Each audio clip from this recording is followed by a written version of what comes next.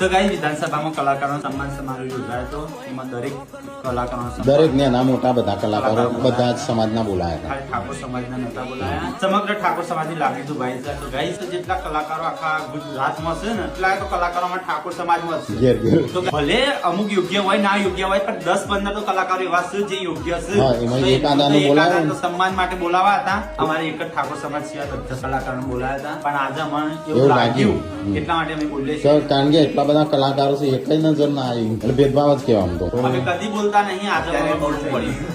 આમાં એવું નહીં કે ઠાકોર સમાજ માટે જ અમારા સમાજના ભેદભાવ થયો એટલે આજે બોલવું પડ્યું. હા ન કે અમે બધા સમાજ સાથે જ છીએ અને સબરખા મમ્મી કે ના સાચી વાત બધા બધા હરખા ગાય છે. પણ તોય આપણી હારે ભેદભાવ છે એવું લાગ્યું મને. એટલા માટે ગાય સાથે ભલે ભલે કોઈ પણ સમાજ માટે ના ઉભા રહો ને તો ભાઈ નફો નહીં. ના આપણે કોઈ પક્ષમાં કે એવા નહીં ઉભા રહેતા પણ સમાજ માટે તો હંમેશા ઉભું જ રહેવું પડે કારણ કે ભેદભાવ જો છે દેખાય છે. જ્યારે આપણી લાગણી તો ઉભા છે ત્યારે કોઈ બોલતું હોય.